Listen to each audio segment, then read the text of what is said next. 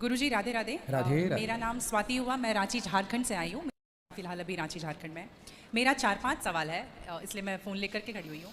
मेरा पहला सवाल ये है गुरुजी की मम्मी जैसे जितिया करती है, हम लोग 3 भाई बहन हैं, 2 बहनें हैं, 1 भाई, और मेरे घर में एक छोटा सा कुत्ता भी है। तो वो गुरुजी भाई बहन के समान ही है, समझ लीजिए। मतलब मम्मी हम लोगों के कंपैरिजन में उसको ज़्यादा प्यार करती है।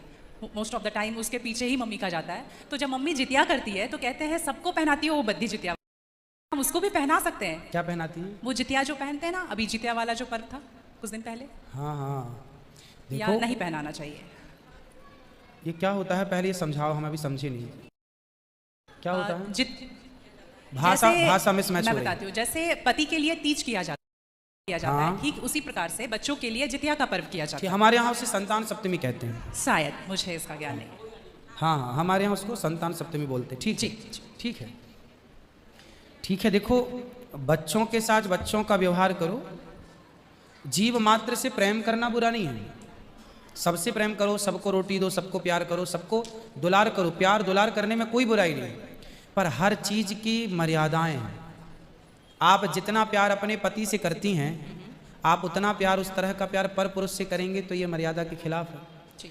मतलब प्यार अब कहें कि नहीं जी जैसा हम अपने पति से करते हैं वैसे तुमसे भी करेंगे, वो अमर्यादित हो जाएगा। उसी तरह हम गाय से जो व्यवहार कर सकते हैं वो कुत्ते से नहीं कर सकते। तो हर चीज की एक मर्यादा है। कुत्ते को देहली के बाहर रखा जाता है, घर के अंदर नहीं। बट वो तो हमेशा घर में ही रहता है। वो आपकी अज्ञानता बस है।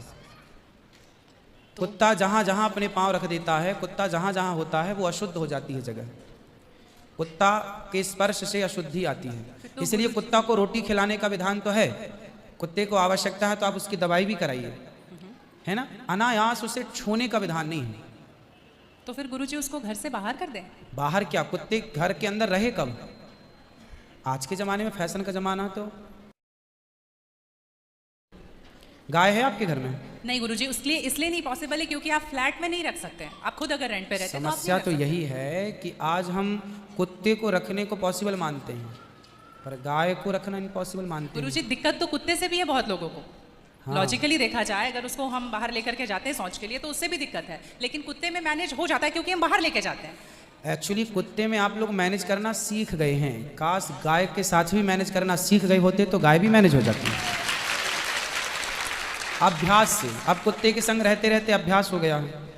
गाय भी ना, छोटी सी गाय आती है जो हिमालय तरफ की गाय है ना, वो बहुत छोटी। वो गाय यदि आप घर में रखेंगे तो वो आपके बिस्तर में सो सकती है, वो आपके संग खा सकती है। मतलब छोटी सी होती है, 1 लीटर दूध देती है वो, और इतनी प्यारी गाय होती है, इतनी सुंदर होती है। मतलब पूरे भारत देश की सर्वश्रेष्ठ नस्ल है वो, सबसे सुंदर सर्वश्रेष्ठ गाय। वो गाय सिर्फ कम दूध देती है। मतलब अपनी गौशाला में जितने छोटे छोटे बछड़े हैं ना, छोटे छोटे, मतलब सामान्य गैया का जो बछड़ा 1 महीने में होता है ना, उतनी बड़ी तो वो पूरी गाय होती है। मतलब उसे आप गोद में लेके जा सकते हैं। वो बच्चे की माँ बन गई है, लेकिन उस गाय को आप अपनी गोद में ले सकते हैं, वो भी गाय होती है। तो कुत्ते वालों को उस गाय के साथ मैनेज कर लेना चाहिए। अच्छा, मतलब उस हाइट, मतलब उस गाय की हाइट की ग्रोथ नहीं है, वो गाय की हाइट, वो गाय बहुत छोटी सी होती है, इतनी सी होती है कि आप उसे गोद में ले सकते हैं। आप उसे गोद में लेके पूरे घर में घूम सकते हैं। मतलब इतनी छोटी गाय होती है वो। देखो, भगवान को पता था कलयुग में ऐसा होगा, इसलिए ऑप्शन दे रखा है। आप कुत्ते को गोद में लेके घूमते हैं, पर भगवान ने ऑप्शन दे रखा था, हम लोगों का ध्यान उस तरफ गया नहीं। सही बात। गुरुजी, मेरा दूसरा सवाल ये है कि ये सवाल बेसिकली मेरी बहन के घर वालों का है। चिकन नहीं खाना चाहिए क्योंकि उसमें जान होती है, कोई भी जानवर नहीं खाना चाहिए क्योंकि जान होती है। प्लांट में भी तो जान होती है ना गुरुजी? हाँ, होती है। तो फिर हम उसको तोड़ते हैं तो उसको नहीं दर्द होता? ऐसा उनके घर वालों का सवाल है, मेरे माध्यम से। नहीं, आप ठीक कह रहे हैं। देखो,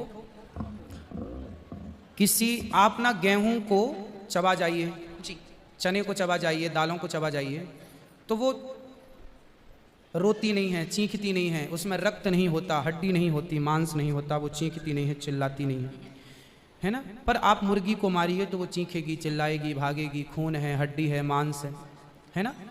एक्चुअली सिद्धांत है ना। देखो, इतने सारे मर्द हैं, लेकिन इतने सारे मर्दों में एक मर्द ऐसा है जो आपका हाथ पकड़ के रह सकता है, आपका हाथ पकड़ के घूम सकता है, कोई कुछ नहीं बोल सकता, क्योंकि वो आपका पति है ना। समाज ने आपको इजाजत दे दी, आपकी मांग भर गई, मंगलसूत्र आ गया, अब समाज ने स्वीकार कर लिया कि ये मर्द, ये पुरुष अब आपका पति है। अब आपको दूसरे पुरुषों के साथ देखा गया तो आप अच्छे नहीं माने जाएंगे। तो जैसे समाज ने एक पुरुष के संग, एक स्त्री के संग इजाजत दे दी, शास्त्र ने इजाजत दे दी कि आप इसके साथ रह सकते, ये लीगल है, उसी तरह आपको गेहूं, चावल, अंकुरित अनाज चीजें, दाल, चावल, सब्जी, रोटी खाना लीगल, वेद ने आज्ञा दे दी, ये खा सकते हैं। मांस के लिए आज्ञा नहीं दी। पतिव्रता नारी पराये मर्द के संग, पराये पुरुष के संग घूमेगी तो समाज उसे ठीक नहीं कहेगी। उसी तरह हमें शास्त्र आज्ञा करते हैं कि हमारे ठाकुर जी, हमारे राम फल खाते हैं, हमारे राम फल खाते हैं, दाल, चावल, साग, सब्जी, बादाम, काजू ये खाते हैं। तो हमारे राम, हमारे कृष्ण खाए, मतलब वेद ने आज्ञा दे दी कि आप ये खा सकते हैं, ये खाने का पदार्थ है। मांस शेर के लिए है, बिल्ली के लिए है, कुत्ता के लिए है। क्या आप कुत्ता हैं? क्या आप बिल्ली हैं? क्या आप शेर हैं? क्या आप चीता हैं? नहीं। फिर जब हम मनुष्य हैं तो मनुष्यवत व्यवहार करें जी। हम वो ना खाएं जो हमारे लिए नहीं है। अब मांस खाने वाले जानवर ना, आप गौर से देखिएगा, मांस खाने वाले जितने जानवर होते हैं, कुत्ता, बिल्ली, चीता, शेर, सब जीभ से चाट चाट के पानी पीते हैं जी। आपने कुत्ते को पानी पीते देखा हो? लेकिन आप कैसे पानी पीते हैं? होंठों से पीते हैं, मुंह से पीते हैं। गाय कैसे पानी पीती है? मुंह से, जैसे हम लोग पीते, कुत्ता चाट के, बिल्ली चाट के। मतलब शाकाहारी जानवर और मांसाहारी जानवर दोनों ईश्वर ने बनाए हैं। गाय को आप मांस परोसिए नहीं खाएगी, वो बकरी को मांस परोसिए नहीं खाएगी, भैंस को मांस परोसिए नहीं खाएगी। जब जानवर होके अपने धर्म में अड़े हैं तो हम इंसान क्यों अपना धर्म छोड़ रहे हैं? अब जो मांसाहारी जानवर होते हैं उनको आप ध्यान से देखना, उनके पाँव में नाखून होते हैं, जबकि शाकाहारी जानवर के खुर पाए जाते हैं। जैसे गाय का खुर होता है, बकरी का खुर होता है, भैंस का खुर होता है, जबकि चीता का, शेर का, कुत्ते का, बिल्ली का। अब आप देखिए कि आपके ईश्वर ने पैर बनाए हैं ना तरीके से, आप मुंह से पानी पी, मतलब आपके लक्षण शाकाहार से मैच कर रहे हैं, है ना। बिल्ली के, कुत्ते के यहाँ कहना दांत बड़े बड़े होते हैं मांस फाड़ने के लिए, आपके नहीं है। मतलब आप ईश्वर की तरफ से शाकाहार। और अब मैं नहीं कहता, आप मेडिकल साइंस का अध्ययन करके देखिएगा, साइंटिस्ट लोग अब से, अभी मैं इंग्लैंड गया था, वहाँ मुझे बताया कि जो अंग्रेज लोग इनके बाप दादी जो मांस खाते चले आए हैं, अब कुछ अंग्रेज लोग इतने जागरूक हो गए हैं कि अब वो मांस नहीं खाते। वो कहते हैं कि अब इसको खाने से बीमारियां बढ़ रही हैं, लोग परेशान हो रहे हैं। पहले के लोग जंगल में कंदमूल फल खाते थे, ये अब खाने लग गए हैं, सुअर खा रहे हैं, कुत्ता खा रहे हैं। अब बहुत सारे लोग शाकाहार की तरह जो जागरूक हैं बढ़ रहे हैं। तो आप और हम तो पहले से जागरूक हैं, तो हम क्यों अपने आप को मांसाहार की तरफ ले जाएं? क्यों किसी की हड्डी चबाएं? बताइए, हमारे यहाँ मुर्दे को छूने से लोग नहाते हैं, कितनी दुर्गंध है। अब देखो, आप गेहूं, आप पालक काटो, गोभी काटो, है ना, मूली काटो, गाजर काटो, दाल पकाओ, कोई दुर्गंध आती है आपकी रसोई में? नहीं। लेकिन आप मुर्गी पकाओ, मुर्गी काटो, बिल्कुल वो बदबू से भर जाएगा।